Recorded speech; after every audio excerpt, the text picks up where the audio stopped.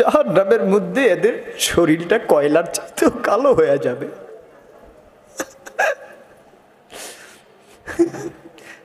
জাহান্নামের মধ্যে পুড়তে পুড়তে পুড়তে পুড়তে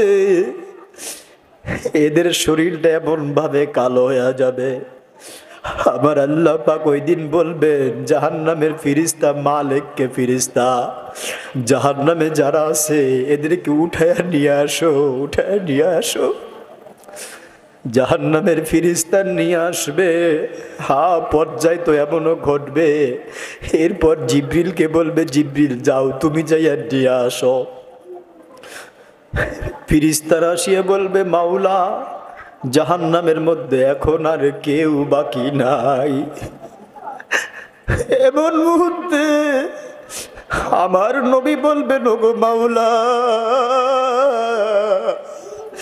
ওই যে জাহান্নাম থেকে নিচে থেকে আওয়াজ আসতেছে হান্নান মান্নান, হান্নান মান্নান বলে আওয়াজ আসতেছে, আল্লাহ এগুলি মনে হয় আমার উম্মতের নারী এবং পুরুষ। আল্লাহ ফেরেশতাকে আবার পাঠাবে, যাও জাহান্নামে যাইয়া দেখো কে আমাকে ডাকে, আমাকে হান্নান মান্নান বলে ডাকে। ফেরেশতা সে বলবে মাওলা জাহান্নামকে তন্ন তন্ন খুঁজলাম, কাউকে তো দেখা যায় না। আমার নবী বলবে না, জাহান্নামের মধ্যে এখনো আমার উম্মত ওই যে আমার রবকে, আমার আল্লাহকে ডাকতেছে হান্নান মান্নান। আমার আল্লাহ পাক এদেরকে কুদরতে হাতে উঠাইয়া, আমার কুদরতে হাতে উঠাইয়া, কুদরতি হাতের মধ্যে লইয়া এদেরকে আবার একটা নবীর কারণে, নবীর সুপারিশের কারণে এদেরকে সুন্দর একটা জীবন দান করে দিবে। ওই নবী, ওই নবী আপনার আমার নবী, আমি আপনি তো ওই নবীর উম্মত। ওই নবী, যেই নবী কোনো একটা মুহূর্ত আপনার আমার জন্য ছাড়লেন না। সব জায়গাতে উম্মত, উম্মতকে কি দিবেন আল্লাহ? আমার উম্মত পাবে তো?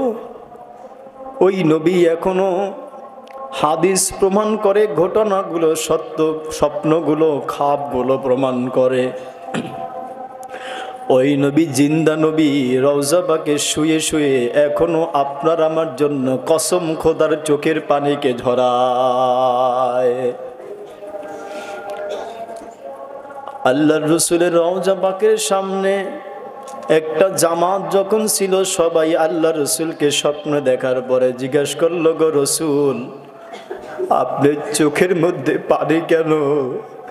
আমরা হাদিসে পড়েছি আপনাকে দেখি নাই, আপনার চেহারাটা আমরা দেখি নাই, কিন্তু ওলামাদের কাছে শুনেছি, হাদিসের মধ্যে শুনেছি, তালিমের মধ্যে, বয়ানের মধ্যে, মাহফিলের মধ্যে, জুমার দিনে আমরা শুনেছি আপনি নাকি সারাটা জিন্দেগি উম্মতের জন্য চোখের পানিকে ঝরাইছেন গো নবী। ওই রওজা পাকের মধ্যে একটা জামাত ছিল, আল্লাহু আকবার, আশেপাশে একটা জামাত ছিল।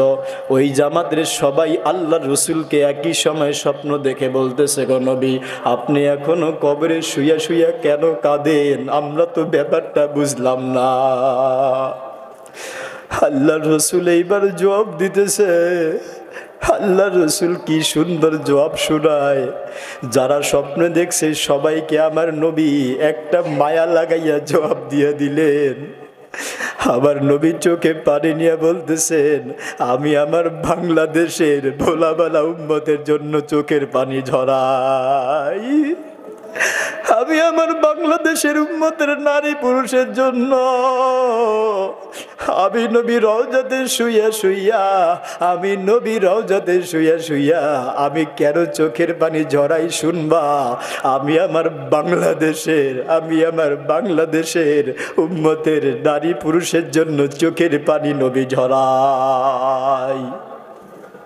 আল্লাহ রসুল কি শব্দটা ব্যবহার করলেন? পাকিস্তান বললেন না, ইন্ডিয়া বললেন না, কি শব্দ ব্যবহার করলেন? যে আমি আমার বাংলাদেশের উম্মতের জন্য চোখের পানি ঝরাই। কেমন কইরা এরা আমার উম্মতকে অপমান করে, অপদস্থ করে, কেমন করে স্ত্রীগণ স্বামীকে অবহেলা করে, সন্তানগুলোকে সুশিক্ষা দেয় না, কেমন করে তারা বিপর্দায় চলাফেরা করে, আমি নবীর কি কষ্ট লাগে না? কেমন করে তারা নামাজ না পড়ে থাকে, কেমন করে আমি নবীর সুন্নতকে তারা ভুলে যায়। আহা, আমি নবী বুঝি এই জন্য সারাটা জিন্দেগি তোমাদের জন্য কাঁদলাম। নবী রওজা পাকে শুয়ে শুয়ে সব দেখেন, আল্লাহ পাক তাদেরকে দেখায়। কিন্তু যেই সৌভাগ্যবান উম্মতের নারী পুরুষ ওই নবীর উপরে দরুদ পড়ে, আল্লাহু আকবার, ফিরিস্তারা তাদের নাম সহ লিখে, তাদের দাদার নাম, বাবার নাম, মায়ের নাম সহ রওজার মোবারকে পৌঁছায় দেয়, বলে নবী অমুক ব্যক্তি আপনার উম্মতের নারী এবং পুরুষ আপনার উপরে দরুদ পাঠায় দিছে। এই জন্য রবিউল আউয়াল মাস চলতেছে, আমরা বেশি বেশি আল্লাহ রসুল সাল্লাল্লাহু আলাইহি ওয়াসাল্লামের উপরে দরুদ পাঠ করব। সাল্লাল্লাহু আলাইহি ওয়াসাল্লাম, সাল্লাল্লাহু আলাইহি ওয়াসাল্লাম, সাল্লাল্লাহু আলাইহি ওয়াসাল্লাম, এইটাও একটা দুরূদ শরীফ।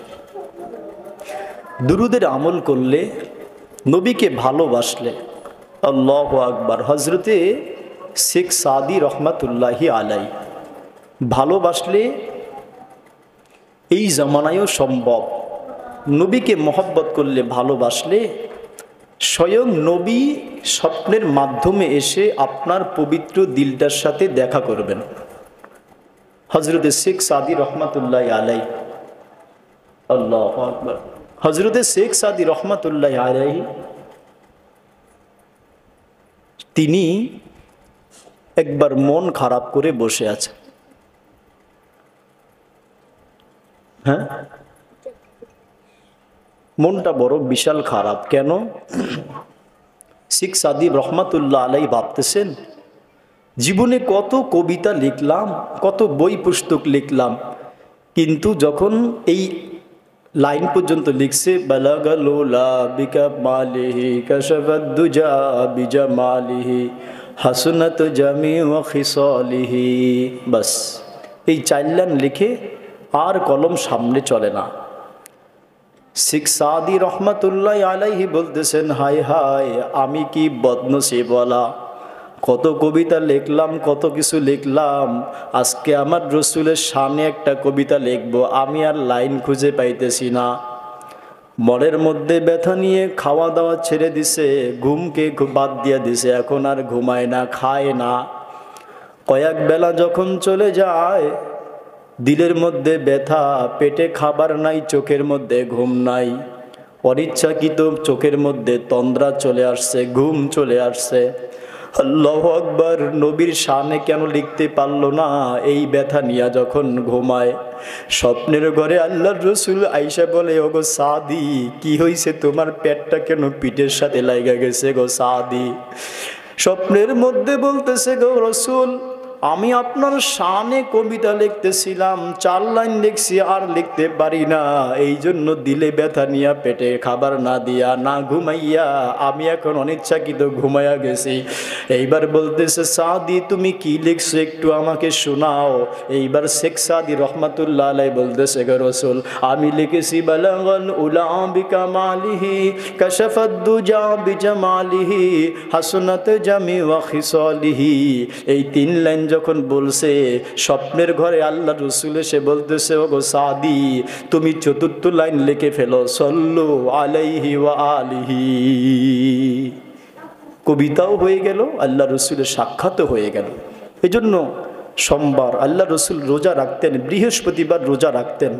আমরাও বিশেষ করে এই রবিউল আউয়াল মাসে সোমবার বৃহস্পতিবার রোজা রাখার চেষ্টা করব। ওই নবীকে আমরা যেন যাতে করে ভালো করে বুঝি, যাতে করে চিনি, ওই নবীর মান মর্যাদা সকলে বুঝি।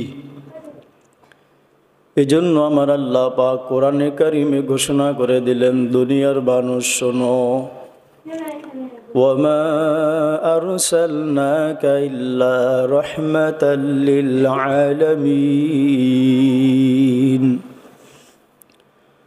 আমি আল্লাহ রব্বুল আলামিন আমার বন্ধুকে, আমার হাবিবকে সারা জগতের জন্য আমি আল্লাহ তোমাদের নিকট রহমত বানাইয়া পাঠাইয়া দিলাম। আমার বন্ধু, আমার নবী গাছের জন্য রহমত, আমার বন্ধু নবী আসমানের জন্য রহমত। পেয়ারা নবী জমিনবাসীর জন্য যেমন রহমত, সরদানে দো আলম রহমতের নবী আসমানবাসীর জন্য তেমন রহমত।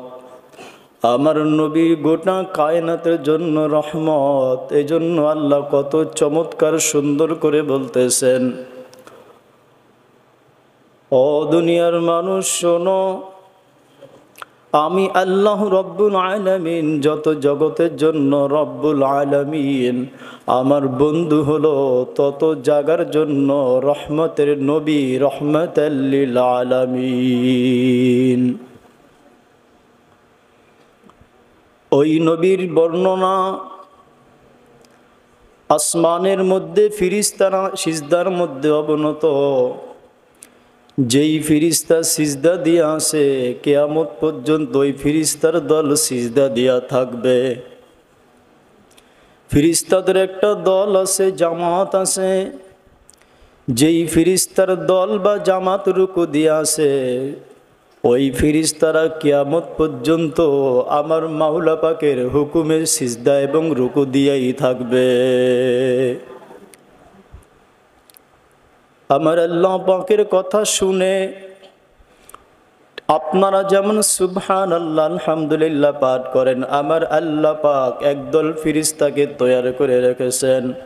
ফিরিস্তারা তোমরা বলবা সুবহানাল্লাহ আলহামদুলিল্লাহ, ওই ফিরিস্তারা কিয়ামত পর্যন্ত বলতে থাকবে সুবহানাল্লাহ আলহামদুলিল্লাহ। ফিরিস্তাদের কোনো ছুটি নাই, ফিরিস্তারা খায় না, ফিরিস্তারা ঘুমায় না, ফিরিস্তাদের বিবি নাই, বাবা নাই, মা নাই, সন্তান নাই, আত্মীয় স্বজন কিচ্ছু নাই। ফিরিস্তারা এর থেকে পবিত্র। আল্লাহ পাক তাদেরকে নূর দ্বারা সৃষ্টি করলেন। এদের বাড়িতে যাওয়ার প্রয়োজন হয় না, ফিরিস্তারা হাটে যায় না, বাজারে যায় না, এদের কোনো ছুটি নাই। কিন্তু কিতাবের মধ্যে পাওয়া যায়, আপনার আমার নবী রহমতের নবীকে আল্লাহ পাক যখন দুনিয়াতে প্রেরণ করলেন, পাঠালেন, ওই দিন ফিরিস্তাদের আনন্দের কারণে আমার মাওলা পাক আল্লাহ ফিরিস্তাদের ওই দিন ছুটি দিয়া দিলেন। ফিরিস্তানা যাও যাও যাও, আজকে আমি দুনিয়ার জমিনে আমি আমার বন্ধুকে পাঠাবো, আমার হাবিবকে পাঠাবো। ফিরিস্তারা মহা আনন্দে আনন্দিত হইয়া বলতেছিলেন, মাওলা আমরা বড়ই সৌভাগ্যবান আল্লাহ, আমরা বড় ভাগ্যওয়ালা, যেই বন্ধুকে আপনার কুদরত দিয়া বানাইলেন। দুনিয়ার সমগ্র সৃষ্টি চাইতেছে আমার আল্লাহকে রাজি খুশি করতে, কিন্তু রহমতের নবী এমন নবী, আমার আল্লাহ স্বয়ং নিজে চাইতেছেন কেমন কইরা আমার বন্ধুকে রাজি করা যায়। ওই দিন একদিন ফিরিস্তাদের ছুটি ছিল, সবাই আনন্দ করতেছিল। আজকে দোজাহানের বাদশাহ আল্লাহ তার হাবিবকে দুনিয়ার জমিনে প্রেরণ করবেন। ওই একদিন ছুটি। ফিরিস্তারা সর্বমোট 2 দিন 2 বার ছুটি পাইল। আর একদিন ছুটি পেয়েছিল যেই দিন রহমতের নবী আল্লাহ পাকের কাছে দিদার করার জন্য, সাক্ষাৎ করার জন্য গেলেন। ওই দিনটা ছিল শবে মেরাজ। ফিরিস্তানা প্রথম যেদিন ছুটি পেয়েছিল, আল্লাহ রসুল সাল্লাল্লাহু আলাইহি ওয়াসাল্লাম যেদিন মায়ের গর্ভ থেকে দুনিয়ার জমিনে পদার্পণ করেন, আসেন, আগমন করেন, ফিরিস্তারা মহা আনন্দে খুশি ছিল। এরা বড় আনন্দ ছিল। আল্লাহু আকবার। শুধু তাই না, সমগ্র সৃষ্টিগুলোকে আল্লাহ তাআলা ওই দিন খুশি করে দিয়েছিলেন। আমরা জানি, আমরা যখন ইলিশ মাছ কিনি, ইলিশ মাছ কিনতে গেলে দোকানদার মাছওয়ালা বলে এইটা হলো চাঁদপুরের ইলিশ, এইটা মেঘনা নদীর ইলিশ, এইটা পদ্মার ইলিশ, এইটা বরিশালের ইলিশ, এইটা চিটাগাংয়ের ইলিশ, এরকম বলে থাকে। তার মানে বোঝা গেল এক নদীর মাছ আর এক নদীতে যেতে পারে না, যায় না, সম্ভব না। আল্লাহু আকবার। আপনাকে আমাকে আল্লাহ রব্বুল আলামিন কেমন নবীর উম্মত বানালেন। আহা, আল্লাহর রসুল সাল্লাল্লাহু আলাইহি ওয়াসাল্লাম যেই দিন দুনিয়ার জমিনে আগমন করবেন, ওই দিন এক মোহনার মাছ আর এক মোহনার মধ্যে খুশিতে চইলা যায়। সৃষ্টি এক সৃষ্টি আর এক সৃষ্টির সাথে আনন্দ ভাগাভাগি করতে থাকে, একটা সৃষ্টি আর একটা সৃষ্টির সাথে আনন্দ ভাগাভাগি কইরা এমন কইরা নেয় আর বলে, শোনো শোনো, আর তুমি জানো নাকি আজকে দুনিয়ার জমিনে আমাদের আল্লাহ আমাদের বন্ধুকে দুনিয়ার জমিনে রহমত স্বরূপ পাঠিয়ে দিছেন। এমন দয়ার নবী, এমন মায়ার নবী, সারাটা জিন্দিগি যেন আপনার আমার জন্য উম্মতের চোখের পানি কেমন যেন শুকাইতেন না, সর্বদা চোখের মধ্যে পানি। আল্লাহু আকবার। এজন্যই তো একদিন জিবরিল আলাইহিস সালাতু ওয়াস সালাম সাথে মিকাইল আলাইহিস সালাতু ওয়াস সালাম এসে বলে, নবী, যখনই আমরা আপনার নিকট আসি চোখের মধ্যে কোণার মধ্যে পানি দেখি, কখনো তো আপনার চোখের পানি শুকায় না। আল্লাহর রাসূল বলতেছেন, জিবরিল, তাহলে তুমি কেন কাঁদো? ও মিকাইল, তুমি কেন কাঁদো? তোমাদের কারণ আগে জিজ্ঞাসা করি, বলো তোমরা কেন কাঁদো? আল্লাহু আকবার। এইবার জিবরিল আলাইহিস সালাতু ওয়াস সালাম বলে, ওগো নবী, যেদিন থেকে শয়তান আল্লাহ পাকের কাছ থেকে বিতাড়িত হয়ে গেছে, ইবলিসের সমস্ত আমলগুলো বাতিল হয়ে গেছে।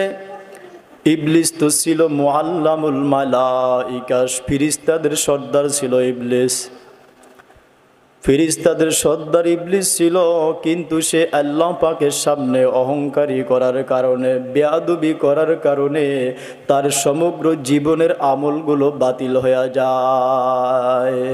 নাউযুবিল্লাহি মিন যালিক।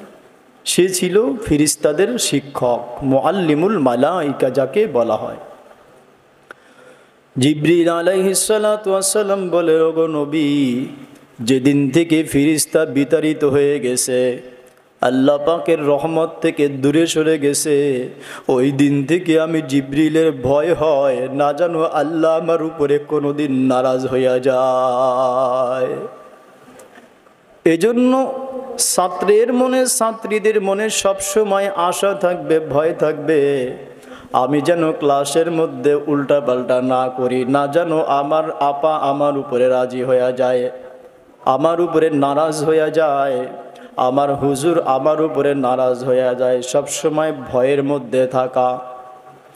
স্ত্রী সবসময় ভয়ের মধ্যে থাকবে, না জানি আমার কোন আচরণ ধারা, কোন অন্যায় ধারা, কোন কষ্ট ধারা আমার স্বামীর দিলের মধ্যে আঘাত লেগে যায়।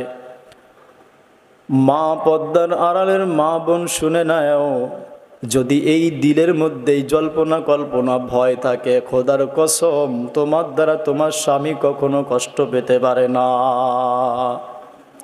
এজন্য আমার নবী বলেন, ও দুনিয়ার নারীগণ, শোনো শোনো শোনো, প্রত্যেকটা ঘরের মধ্যে একটা দরওয়াজা থাকে। ও নারীগণ, তোমাদের জান্নাতের দরওয়াজা হইল তোমাদের স্বামীগণ। জান্নাতের দরওয়াজা নারী, তোমার স্বামী হলো তোমার জান্নাতের দরওয়াজা। খবরদার খবরদার, কখনো দুনিয়ার মধ্যে অভিযোগ তুলো না। দুনিয়ার মধ্যে অভিযোগ তুলে তোমার স্বামীকে নারাজ করে দিবা না। সোমবার বৃহস্পতিবার রোজা রাখার চেষ্টা করব, বেশি বেশি দুরুদের আমল করার চেষ্টা করব। আল্লাহ আমাদের আমল করার তৌফিক দান করেন। সবাই সবার জন্য দোয়া করি। আলহামদুলিল্লাহ।